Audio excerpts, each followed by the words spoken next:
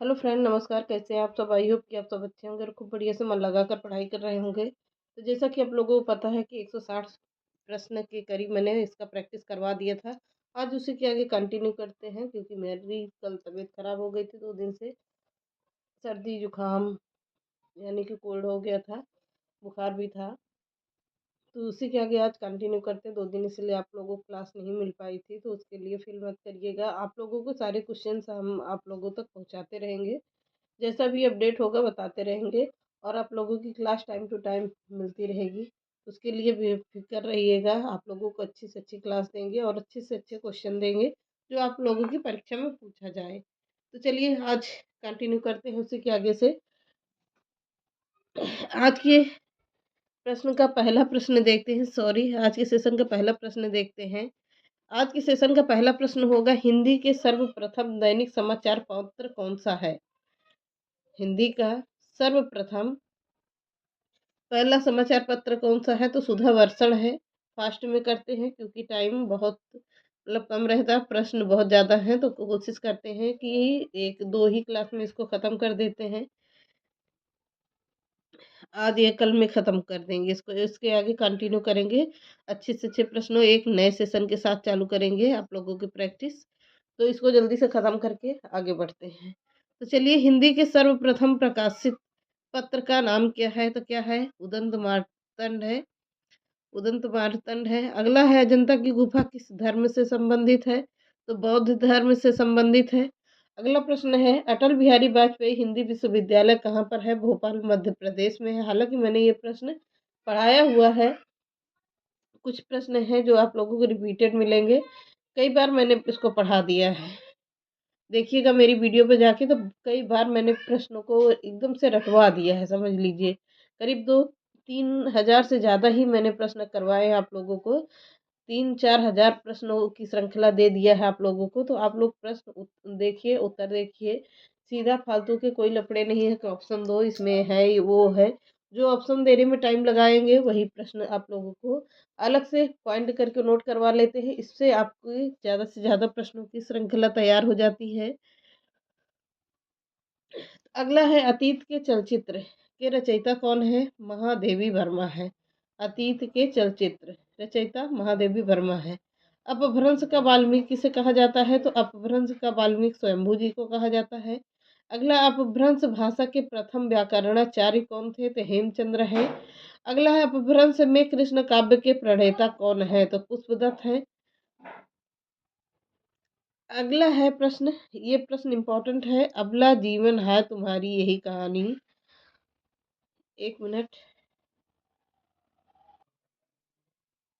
अबला जीवन है तुम्हारी यही कहानी, आंचल में है दूध और आंखों में है पानी। यह पंक्ति किसकी है? यह यशोधरा की है। किसकी है? यशोधरा की है। अगला है, अभिलेखों का धन क्या कहलाता है? इपिग्राफी कहलाता है। अगला है, अमी हलाहल मत भरे श्वेत श्याम रतनाल, जियत मरत झुक झुक परत जह चितवत इकबार। प्रस्तुत पंक्ति के रचयिता कौन होंगे? रसलीन है। कौन है? रसलीन की रचना है ये। अगला, अमीर खुसरो ने किसके विकास में अग्रणी भूमिका निभाई है?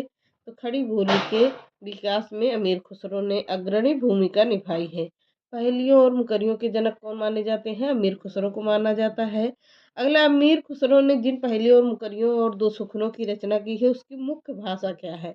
तो जैसे कि अग्रणी भूमिका निभाने वाले कौन है? अमीर खुसरो हैं। तो और पहेलियों और मुकरियों और दो सुखनों के की रचना करने वाले कौन होंगे? तो अमीर खुसरो को ही माना जाता। किस भाषा में होगा? तो अब खड़ी बोली में होगा।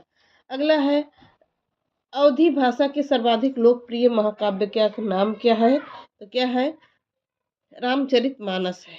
क्या होगा? रामचरितमानस है। अगला है, अशोक के फूल। अशोक के फूल निबंध संग्रह के रचनाकार कौन है? हजारी प्रसाद द्विवेदी है। दिख रहा होगा। एक मिनट और छोटा कर ले, पूरा दिख जाए। एक मिनट।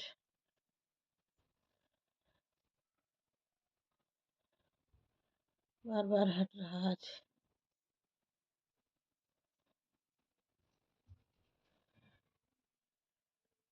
अब चलिए देखिए, अशोक के फूल निबंध संग्रह के रचनाकार कौन होंगे? हजारी प्रसाद द्विवेदी हैं। अगला प्रश्न है, अष्टछाप के सर्वश्रेष्ठ भक्त कवि कौन है? तो सूरदास को माना जाता है। आंख की किरकिरी होने का अर्थ क्या होता है? अप्रिय लगना। अगला है, आंसू काव्य के रचयिता कौन है? तो आंसू काव्य जैसे पता है आप लोगों को, महा जयशंकर प्रसाद की रचना है। आंचलिक रचनाएं किससे संबंधित होती हैं? तो आंचलिक रचनाएं क्षेत्र विशेष से संबंधित होती हैं। आचार्य रामचंद्र शुक्ल ने त्रिवेणी में किन तीन महाकवियों की समीक्षाएं प्रस्तुत की है? किन तीन महाकवियों के बारे में बात कर किन तीन महाकवियों के बारे में बात कर रहा? सूरदास, तुलसीदास और मलिक मोहम्मद जायसी के बारे में बात कर रहा है। अगला, आत्मजयी के रचयिता कौन है? तो आत्मजयी किसकी है? कुंवर नारायण की रचना है। कौन सी रचना? आत्मजयी। अगला है, आत्मनिर्भरता निबंध के रचनाकार कौन है? तो बाल कृष्ण भट्ट को माना जाता है आत्मनिर्भरता के रचनाकार। अगला है, आधुनिक मानव के हाल के पूर्वज कौन है? तो आधुनिक मानव के हाल के पूर्वज हैं क्रोमय, गगन गणन मनुष्य को माना जाता है। अगला है, आधुनिक युग की मीरा किसे कहा जाता है? तो आधुनिक युग की मीरा महादेवी वर्मा को कहा जाता है। इसे महादेवी वर्मा को कहा जाता है। आधुनिक युग के चरण कौन है? तो आधुनिक युग के चरण है रामधारी सिंह दिनकर। कौन होंगे? रामधारी सिंह दिनकर हैं। अगला है, आंध्र प्रदेश की राजकीय भाषा क्या है? तो आंध्र प्रदेश की राजकीय भाषा तेलुगु भाषा है। आसमान पर चढ़ाने का अर्थ क्या होता है? अत्यधिक प्रशंसा करना। अगला है, इतिहास शब्द का शुद्ध विशेषण क्या होगा? तो शुद्ध विशेषण पूछ रहा तो इतिहास का होगा ऐतिहासिक। क्या है? ऐतिहासिक होगा। अगला है, ईदगाह कहानी के रचनाकार कौन है? तो प्रेमचंद्र है। कौन? ईदगाह कहानी के लेखक हैं। अगला है, उर्दू किस भाषा का शब्द है? तो उर्दू तुर्की भाषा का शब्द है। अगला है, एक नार पिया को भानी, तन वाको सगरा जो पानी, यह पंक्ति किस भाषा में है? यह पंक्ति किस भाषा में है? तो ब्रज भाषा में है। अगला है, एक भारतीय आत्मा किसे कहा जाता है? तो किसे कहा जाएगा? माखन लाल चतुर्वेदी को कहा जाता है एक भारतीय आत्मा। अष्टिच भाषा समूह की भाषाओं को बोलने वालों को क्या कहा जाता है? किरात कहा जाता है। अगला है, कट कटान कपि कुंजर भारी, दुहु भुजदंड तमहि तमक महिमारी, डोलत धरत सभापद खचे, चले भाज भय मारुत ग्रसे। फिर से देखिएगा, पंक्ति है ये, बहुत पूछी जाने वाली पंक्ति है ये। कट कटान कपि कुंजर भारी, दुह भुजदंड तमहि महिमारी, डोलत धरन सभापद खचे, खत से चले भाज में भय मारुत ग्रसे। प्रस्तुत पंक्ति कहाँ से ली गई है? तो तुलसीदास की पंक्ति है। ये कहाँ से ली गई है? तो यह ली गई है शायद, नहीं, हाँ, ये ली गई है रामचरितमानस की ही पंक्ति है। अब पंक्ति कहाँ से ली गई है ये पूछ रहा है। तो पांचवा खंड जो है, पांचवा कांड है क्या? सुंदर कांड, वहां से ली गई है ये।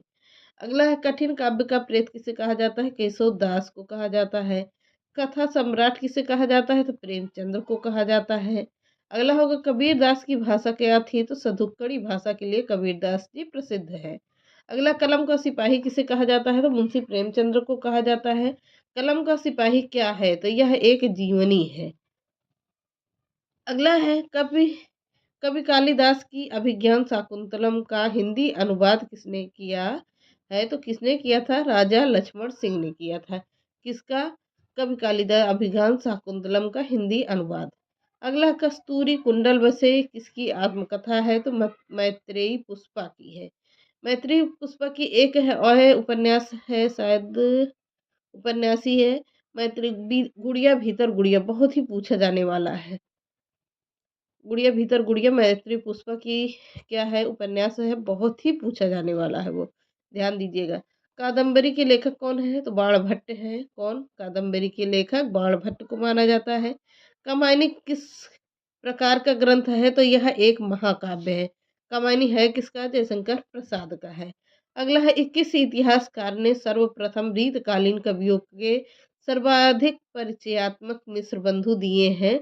सॉरी, परिचयात्मक दिया है तो मिश्र बंधुओं ने दिया है। मिश्र बंधु ने दिया है। मिश्र बंधु का मतलब होगा देव बिहारी मिश्र, सुख बिहारी मिश्र, देव सुख कृष्ण, तीनों में बिहारी मिस्र थे, तीनों भाई थे। किस काल के सर किस काल को स्वर्ण काल कहा जाता है? तो भक्ति काल को कहा जाता है। किसे? भक्ति काल को कहा जाएगा। अगला है, किस छायावादी कवि ने संवाद शैली का सर्वाधिक उपयोग किया है? तो जयशंकर प्रसाद ने किया है। किसने? जयशंकर प्रसाद ने किया है।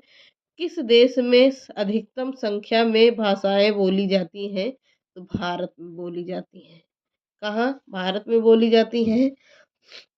अगला है, रामधारी सिंह दिनकर किस रस के कवि माने जाते हैं? तो वीर रस के कवि माने जाते हैं। कौन? रामधारी सिंह दिनकर। आखिरी प्रश्न है आज के सेशन का, रामधारी सिंह दिनकर को किस रचना के लिए ज्ञानपीठ पुरस्कार मिला है? उर्वशी के लिए मिला है। किसके कब मिला? कौन सी रचना है? उर्वशी है। कब मिला है? 1965 ईस्वी में मिला है। क्लियर हुआ? आज का ये लास्ट प्रश्न था। अब इसके आगे कंटिन्यू करेंगे कल। कल हो सकता है ये क्लास आप लोगों को खत्म हो जाएगी और एक नया चैप्टर स्टार्ट होगा। चलिए मिलते हैं नेक्स्ट क्लास में। नमस्कार।